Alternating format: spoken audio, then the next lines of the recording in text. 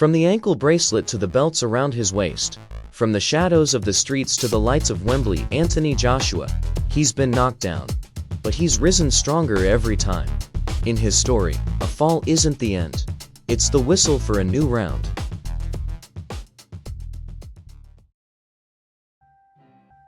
Anthony Oluwafemi Olaseni Joshua was born on October 15, 1989, in Watford, England.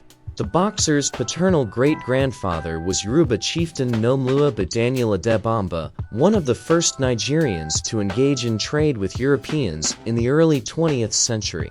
The athlete's ancestor became a wealthy and influential man, buying up land in the Sagamu region, building the first cinema there, founding the African Church of Christ, donating money to the Anglican and Catholic churches, and even a mosque. Debo spent several years in Africa, attending the Mayflower boarding school, whose patron was his Irish grandmother. Joshua rose at 5:30 a.m., then had to boil water for washing. The students did their own washing and ironing. Anthony later recalled the experience of strict discipline with gratitude, though his teachers and classmates had no idea he was a descendant of Adebumbo. He never mentioned it. When Anthony was 12, his parents divorced, and the teenager returned to the Yacht to attend King's Langley School. He developed an interest in cars, women, and drugs, and had run-ins with the law. In 2009, Joshua was jailed in Reading Prison for assault, and after his release, he wore an electronic ankle tag for a time. In 2011, he was arrested for speeding and found in possession of recreational drugs, for which he received a year of community service. At a young age, Anthony worked as a bricklayer on a construction site, demonstrated success in sports in his spare time, and was also fond of chess, which helped develop tactical and strategic thinking.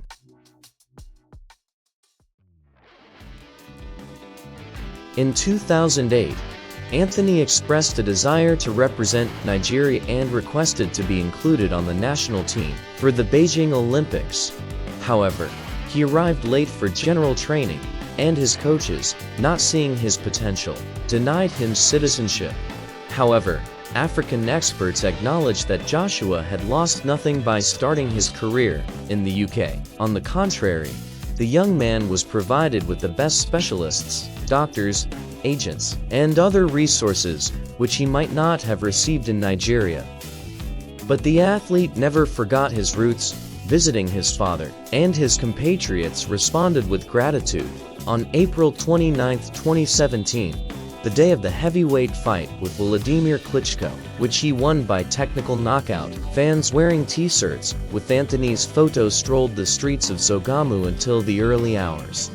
On September 22, 2018, Joshua defeated Alexander Povetkin and became the undisputed champion in 2019. Holding belts from all four professional boxing associations. In December 2020, he defended his title against Kubrapulov, winning by knockout in the 9th round. In April 2021, Saudi Arabian promoters offered a $150 million purse to stage Joshua's fight with Tyson Fury. In 2019, the country hosted the champions rematch with Andy Ruiz Jr., the first time Anthony suffered his first loss in the sport. Both the boxer and his opponent stood to earn a significant amount of money from the deal with the promoters alone, not including royalties from worldwide broadcasts. Unfortunately, the parties could not reach an agreement due to a conflict of interest, and the WO ordered Joshua to fight Ukrainian Oleksandr Usyk. The fight was scheduled for September 25, 2021, at a gym in Tottenham, London. Joshua lost the fight. The loss of his title didn't put the Briton out of action. He planned to fight Usyk in a rematch in 2022. The fight was postponed, and was finally announced for August 20. According to his promoter, the boxer might have preferred a spectacular bout with Tyson Fury over the Ukrainian. However, regaining his lost titles was more important to him. Anthony was confident of his advantage. He had previously parted ways with Rob McCracken, and Robert Garcia and Angel Fernandez were now taking over his training. Joshua liked their training system. The coaches focused more on subtleties and tactics. Meanwhile, Gilberto Ramirez repeatedly mentioned Joshua in interviews. The Mexican planned to move up to the heavyweight division and was convinced he would easily no fight with Anthony. Joshua lost his August 2022 bout with Usyk. The fight lasted 12 rounds, with the Ukrainian fighter awarded the victory by decision. Afterward, Joshua challenged Tyson Fury, who declined the fight. DeBreed was unable to find a new opponent by the end of the year. The fight between Anthony and American Jermaine Franklin was officially announced in February 2023. It took place in April and ended with Joshua winning by unanimous decision. Despite his successful performance, the boxer was dissatisfied with himself, as he failed to deliver a knockout. However, an early stoppage occurred in August, when Anthony fought Finland's Robert Helenius. To Britain knocked out his replacement, Dillian Whyte, in the 7th round. At the end of the year, Joshua wanted to face Deontay Wilder, but the fight never came to fruition. Instead, Anthony was given a December fight against Sweet Otto Wallin, who was riding a 6-fight winning streak. Joshua dominated for 5 rounds, after which Wallin retired. The fight was declared a technical knockout. Anthony declined to comment on his performance, remarking that it was up to his fans and team members to do so.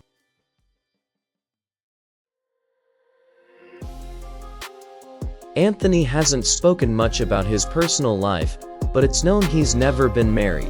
Joshua was in a relationship with pole dancer Nicole Osborne for several years, and in 2015, the couple had a son, Joseph Bailey. They later separated, and the beau now lives with his father.